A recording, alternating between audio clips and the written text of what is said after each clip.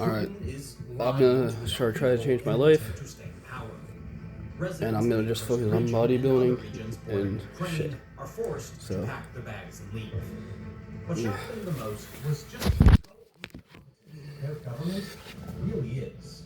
I mean, just hear it for yourself. They have to save themselves. These creatures from the administration are lying. They give themselves medals while people escape with their lives only because they save themselves. Save yourself while you can. Television is just lies, lies, lies, and more lies. Remember that. Meanwhile, Television is just Ukrainian lies, troops are lies, lies, and more over the lies. border and capturing dozens of towns and cities. This invasion is a turning point in the war, not just in a strategic sense, but also for Putin's political reputation at home. What we're seeing right now could be the biggest blunder of his whole career. He has disappointed and endangered the people that should be the most important to him, namely Russian citizens. So let's look at the Russian public's reaction to the current situation, and how Putin is lying to his own people in an attempt to keep in power. But first, let's talk about something extremely important that Putin is doing right now. Now, it might be hard to believe, but YouTube was one of the few Western websites that was not banned in Russia after Putin started his quote-unquote military operation. That is to say, it was one of the few sources of unbiased information that Russians had to find out what was actually going on in the war. But guess what? YouTube was just banned in Russia this very month, along with the messaging app Signal. Now, it's not just in Russia that Putin tries to control critical news. Even here in the USA, Putin's bots are constantly disliking and downvoting videos that are exposing Putin's incompetence. That's why I have a small request, that you guys take a second and hit the like button below to help me fight the bots. Your support is greatly appreciated. The last video we made about the situation in Russia just blew up on YouTube because you guys helped us out a ton with the algorithm. Seriously, thank you for that. Alright, now let's start. We have to first look at the facts, just so that we all understand how bad the situation really is in Kursk right now. At the time of making this video, over 122,000 Russians have fled from the border areas. And that's according to Russian state media, who desperately try to keep downplaying the situation. Other news reports from a few days back were talking about 200,000 people leaving the region. The current number of displaced citizens could be even higher. The total population in the Kursk Oblast is 1.2 million, so this is no exaggeration. People in the neighboring Belgorod region are also being evacuated because of Ukraine's attacks and suspicious activity near the border. Outside the displaced people, the human cost is even bigger. All of these Russian refugees need to be cared for, as they need shelter and food. This places a heavy burden on tens of thousands of Russians in neighboring areas. For Putin, this whole situation is more than unfortunate. The citizens who are impacted by the invasion are understandably angry or disappointed in him. The worst criticism is that the population in Kursk wasn't warned properly. Of course, they knew that they were living near the border with Ukraine, which is always a risk during wartime. Still, it was a huge surprise when the Ukrainians actually crossed the border. People in Kursk thought they were protected by the Russian army and their two defensive lines. It was a shock to learn that the Ukrainian forces could break through this within a day. What made it even worse is how late the Russian government admitted the attack and the true scale of it. There were air sirens in the region, but that didn't alarm everyone, as it happens pretty often. On TV, the Ukrainian attack was reported as a small incursion with an attacking force of 300 men. The news channels claimed that there were only temporary problems at the border. Cross-border raids had happened before, so Kursk residents assumed it was nothing to worry about. People only realized that things were going sideways when the Russian military came knocking at their door. Suddenly, they were told that they needed to be evacuated immediately. Some needed little persuasion because they had heard loud shelling and bombing from nearby rapidly advancing Ukrainians. Others had to be convinced by the soldiers that the Nazis and the Polish mercenaries were coming, but afterwards, locals have blamed the Russian government for downplaying the Ukrainian attack and misinforming the Russian population. Citizens are also calling out Putin's government's lies on national television. Watch it here for yourself. Our neighbors and friends helped with the escape. There was no evacuation, and there still isn't. Neighbors, whoever could, left, but of course with their own cars. In the city itself, many people went missing without any news. There is neither communication nor electricity. What our governors write, that they are evacuating people by buses, this is not true.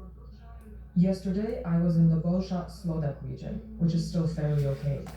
This is the only place where you could buy food and water, because here, no one provides supplies. Yesterday, the soldiers said that Martinovka is no longer ours. My children are in Kursk. We also don't know what the situation is. We don't know because they are constantly lying to us.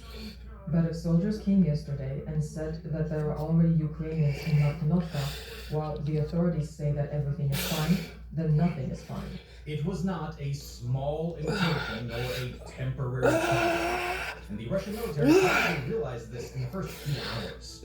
However, the Russian government refused to tell this to the people in Kursk, which was the first of many failures.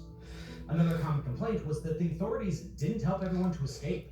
Most people had to flee by themselves, using their own cars. They didn't trust the situation for one bit, and decided not to wait until the Russian government would finally come to the rescue. After they left, there was also no basic necessities provided for them. But they could have made the right decision. Some villages have reportedly not been evacuated at all, which could mean that several Russian citizens are now in Ukrainian hands. In an attempt to regain some goodwill, Putin has offered around $115 to each displaced Kursk resident. This money is worth more in Russia in nominal terms, as it's equivalent to 10,000 rubles to be exact, but it's still a laughable amount for having to flee your home and risk losing everything. One commenter on Russian social media said it's absurd, as it's barely enough to buy a tent. Others said it can only pay for groceries and essentials for a few days. So the situation with the refugees is disastrous. Russian authorities still try to downplay the situation so that people in the rest of the country would stay in the dark, although really that didn't work for very long. The people in Kursk have probably told their family members and contacts from all over the country what's really happening on the ground. Stories like these spread very quickly, and hundreds of thousands, if not millions of Russians will have heard them by now. Also, through social media posts, people in every Russian city have been informed on how bad the situation really is. Younger generations, in particular, get their information mostly from internet sources. It's not that social media is a place of free and open discussion in Russia. On the contrary, Facebook and Twitter have been banned since 2022. There's also a scary government agency called the Roskomnadzor, who censor the remaining platforms. On August 8th, just 2 days after the Ukrainian attack started, it decided to completely block YouTube. This was to prevent the spread of videos that would hurt the Kremlin's narrative. The day afterwards, the popular messenger app Signal was blocked because it enabled private communications that the Russian government can't control.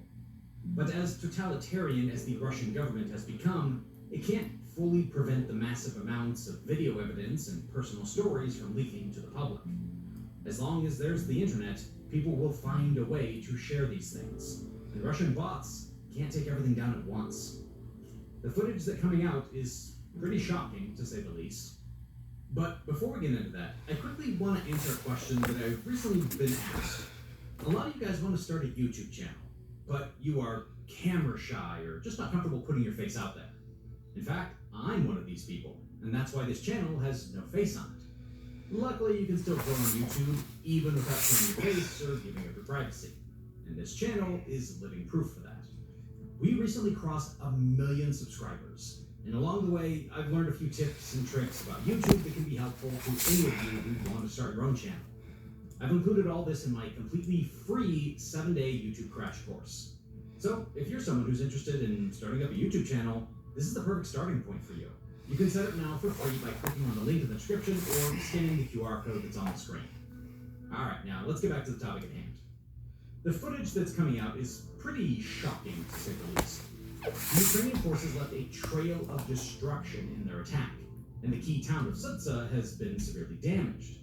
There are also videos of Ukrainian soldiers ripping down Russian flags and replacing them with Ukrainian ones. What goes around comes around, I suppose. Also, people are filming themselves in cars leaving the Kursk border region. They are seeing burnt-out military vehicles on the streets. Ukraine has sent some of its most elite and well-equipped divisions to the region, who could be there to stay. Zelensky reportedly wants to create a buffer zone there and keep it until both sides sign a peace deal. This buffer zone will protect the city of Sumy near Kursk, which is a place that Russians have been eyeing for months. Since the start of the summer, the wider Sumy region has suffered 2,000 strikes, including 250 glide bombs. An incoming Russian attack in Sumy was widely expected, until Ukraine just went ahead and flipped the script on them. On top of this, Ukraine is also putting Russia between a rock and a hard place. It trapped a battalion of Russian troops south of Sumy by destroying 3 bridges that can... My name is Paula. I'm from Georgia. I voted for Trump in 2016. Trump's a convicted felon with 34 convictions so far that we know of. If he is elected, we won't know if he's guilty of any of the rest of it because he's going to make sure that it goes away. Kamala Harris is a prosecutor, and she understands what the law stands for. And in her entire career, she has abided by that law. I will be voting for Kamala Harris. Will be used to supply the troops. Important is that this battalion is outside the Ukrainian-controlled regions of Kursk, but it's still very hard to supply them because of geography. You see, the easiest way to supply the battalion here is just to send supplies from a safe territory across the bridge. But Ukraine has destroyed all 3 bridges on the river. Now, the issue Russia is facing is that there's a high likelihood that Ukrainian forces will march on the troops stuck on the other side of the river. And there's no easy way for Russia to supply their necessary resources. Now, soldiers can just give up their position and go across the river, but can Putin afford to lose even more Russian land? With all of this in mind, there's still a chance that Putin gets out of this unscathed. That's because he is shown to be a master at manipulating public opinion. He has probably lost the support of several hundreds of thousands of citizens, maybe even more. But through his control over the state media and Russia's censorship machine, he's trying to do some damage control. This tactic has kept him in power for decades now, basically lying to his own citizens so they never actually know the true reality. The idea of the propaganda is very simple. Putin wants to make Ukraine look as bad as possible and Russia as perfect as can be. Ukraine is ringing the bells, claiming that Russia is trying to accuse it of false war crimes in Kursk. The news site Russia Today has already been caught spreading these allegations. Meanwhile, Russian media are doing their best to make the Ukrainian invasion seem like a questionable move. For example, the TASS news agency mentions huge Ukrainian losses at the top of their coverage. It claims that more than 4,400 Ukrainian servicemen have been destroyed. It also mentions huge destruction of equipment. The claims are 65 tanks, 27 infantry fighting vehicles, 53 armored personnel carriers, 316 armored fighting vehicles, and 133 motor vehicles. And that's just the vehicles. It also said that 31 artillery units, 5 anti-aircraft systems, and 6 electronic warfare stations were annihilated. The most expensive losses it claims were 3 HIMARS rocket systems and 1 MLRS rocket system. That would make this a very costly operation. But I wouldn't trust these figures at all. In wars like this, both sides usually spread false information to boost public opinion. Another piece of false information that Russian media are publishing is alleged NATO involvement. It said that the alliance played a key role in planning the Kursk attack. Now, it could be the case that the Russian intelligence is right, and that we're being lied to by NATO. But perhaps it's more likely that Putin pushes this story in order to make the West look like an evil and aggressive enemy of Russia. In their propaganda efforts, the Russian media have also been reporting a lot about the advances in the Donbass. Recently, for example, the Russian TASS news agency said that the town of Shelanya was liberated in Donetsk. You can replace liberated with annexed, though, because Russia illegally declared Donetsk to be a republic separate from Ukraine. Further down the article, it claimed that there were nearly 500 Ukrainian casualties in the fight. While this is far from an objective source, it's a complete lie. The Russian military has been making steady gains in the area over the past weeks, not in the least because Ukrainian personnel have pulled out of the area to fight in Kursk. But the thing is that the state media are using this to drive attention away from the Kursk front. Conveniently, these articles don't mention that the Ukrainian advances in Kursk are happening at a much faster pace than the Russian ones in the Donbass. One of the most telling public statements in the propaganda campaign thus far has been this one, though. Putin has compared the Kursk invasion to the Beslan school massacre from 20 years earlier. For those of you who don't know what this was, it's basically Russia's version of 9/11. Islamic terrorists had captured a school, and ultimately hundreds died, including many children. However, the Russian government received a lot of criticism for how it handled the situation. Survivors and family of those who died said that the Russian forces had used excessive force. Some of them even claimed that the Russian military sparked the shootout that ultimately killed hundreds of innocent civilians. They used tanks and rockets, flamethrowers in the rescue operation, which created an extremely dangerous situation. As the head of state, Putin was ultimately the one calling the shots here. Why I'm telling you this story is this. Putin was able to save face, which he did through lying and spinning the truth. He flat out ignored Russia's own failures and media. He also managed to flip the narrative to create an us versus them sentiment. Putin said that it's a dangerous world out there, with lots of people out to hurt Russian civilians. His most memorable quote after the first attack was, "We showed ourselves to the weak gets beaten." This was a call for more patriotism and a stronger state. Because to Putin's logic, that would make Russia a whole lot safer. Fast forward 20 years, and he tries to push the same narrative with the first invasion. Putin wants to rally against the invading force. He accuses of being Nazis. War. He also doubles down on war. And the Russian state needs even more strength to protect itself.